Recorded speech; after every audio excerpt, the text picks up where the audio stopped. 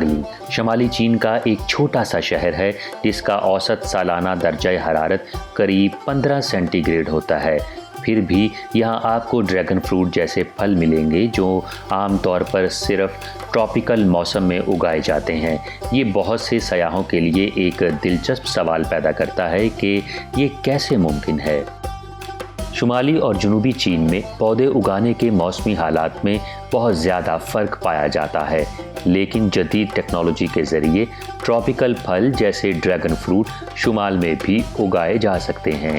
یانگلنگ میں چھنگپی شی یوان dragon fruit demonstration بیس پر big data, جدید زرعی تکنیکوں اور سہولت پر مبنی زراعت کے استعمال نے اس علاقے کو ڈریگن فروٹ کی پیداوار کو معیاری اور بہتر بنانے میں مدد دی ہے، جس سے کارکردگی اور اقتصادی فوائد دونوں میں اضافہ ہوا ہے۔ 2013 سے یانگلنگ نے شمالی چین کے موسمی حالات کے لیے خاص طور پر خشک سالی سے مزاحم اعلیٰ معیار کی ڈریگن فروٹ کی اقسام تیار کی ہیں۔ اگرچہ شمال مغربی چین میں سردی کے باعث عام طور پر باہر ڈریگن فروٹ کی کاشت ممکن نہیں ہوتی، لیکن اس علاقے نے جدید گرین ہاؤس ڈیزائن کے ذریعے اس موسمی چیلنج کا مقابلہ کیا اور پھل کے لیے مثالی حالات پیدا کیے۔ گرین ہاؤس کی اونچائی کو 3 میٹر سے بڑھا کر 7 میٹر کیا اور اس کی چوڑائی 7 میٹر سے بڑھا کر 30 میٹر کی گئی، جس سے ہوا کا گزر بہتر ہوا اور کاشت کے لیے زیادہ جگہ ملی۔ آج کل یہ بیس 200 ایکڑ پر پھیلا ہوا ہے، جس میں 35 وسیع رقبے پر پھیلے گرین ہاؤس ہیں۔ اس کے علاوہ ڈریگن فروٹ پر مبنی مصنوعات جیسے خشک ڈریگن فروٹ اور ڈریگن فروٹ وائن کی تحقیق نے ایک مکمل ایگریکلچر ویلیو چین تخلیق کی ہے، جس سے ٹراپیکل پھلوں کی زیادہ سرد موسم میں کاشت کے لیے یانگلنگ ماڈل کو فروغ مل رہا ہے۔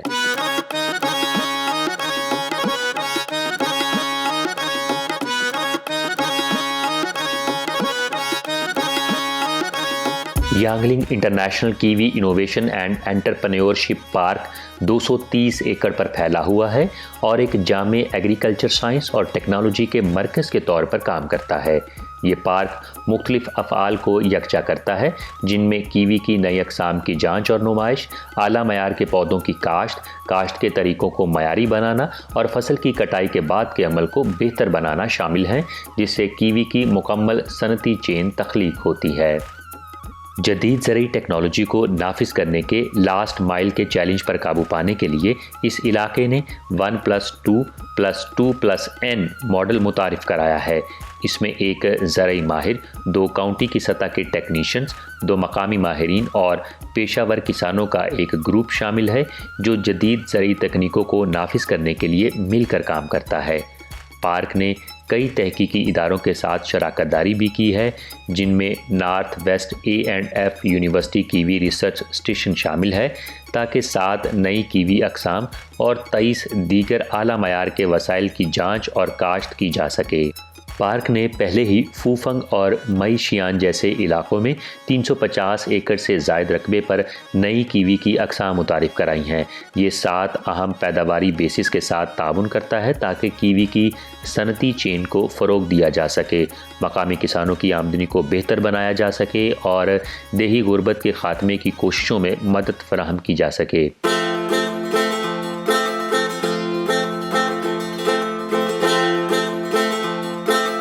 چھن پاؤ لائف سٹاک کمپنی نے ایک نئی نسل کے مویشی تیار کیے ہیں جنہیں چھن پاؤ مویشی کہا جاتا ہے۔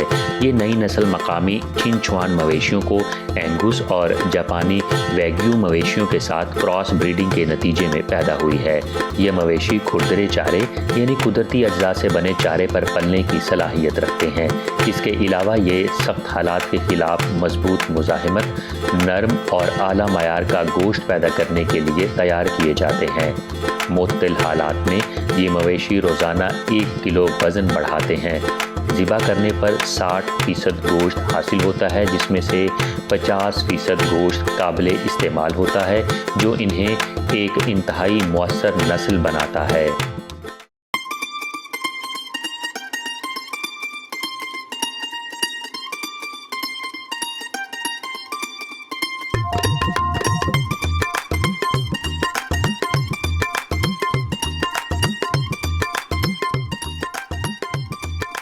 दुनिया भर में बकरी के दूध का मरकज़ चीन है और चीन में बकरी का दूध शांची से आता है, जहां यांगलिंग बकरी के दूध की टेक्नोलॉजी में सबसे आगे है। यांगलिंग बकरी के दूध की प्रोसेसिंग के प्लांट में पैदावार मुकम्मल तौर पर खुदकार है, इंतज़ाम इंटेलिजेंट है और पूरा अमल ट्रेस किया जा सकता है। इस सहूलत में रोज़ाना 500 टन ताज़ा बकरी का दूध प्रोसेस किया जाता है और सालाना 20,000 ton formula goat milk powder तैयार किया जाता है। ये एक स्मार्ट भेड़ बकरियों का बाड़ा है जो छोटे किसानों को बकरियां पालने के लिए एक जदीद और मौसर हल फराहम करने के लिए डिज़ाइन किया गया है। ये बाड़ा ज़रूरी पैदावार की कारकर्दगी, दूध के मयार और जानवरों की फलाह बहबूद में बेहतरी लाता है, जबकि पायदार ज़रूरी तरीक़ों की भी हिमायत करता है। हर यूनिट में 20 दूध देने वाली बकरियां रखी जा सकती हैं और इसमें खुदकार तरीके से हरारत पैदा करने और सायादार बनने का निज़ाम और भेड़ बकरियों के बच्चों की देखभाल के लिए ख़ास बॉक्स भी शामिल हैं। ये बाड़े मॉड्यूलर हैं, आसानी से मुंतकिल किए जा सकते हैं और छोटे किसानों की ज़रूरियात के मुताबिक तरतीब दिए जा सकते हैं।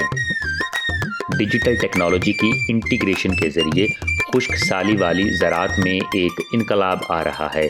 जिस्मानी मेहनत से लेकर तकनीकी महारत तक और मौसम पर इन्हिसार करने से लेकर टेक्नोलॉजी के ज़रिए पैदावार बढ़ाने तक स्मार्ट एग्रीकल्चर जदीद फार्मिंग को इनकलाब की तरफ ले जा रही है, जिससे सनत में बेमिसाल तब्दीलियां आ रही हैं।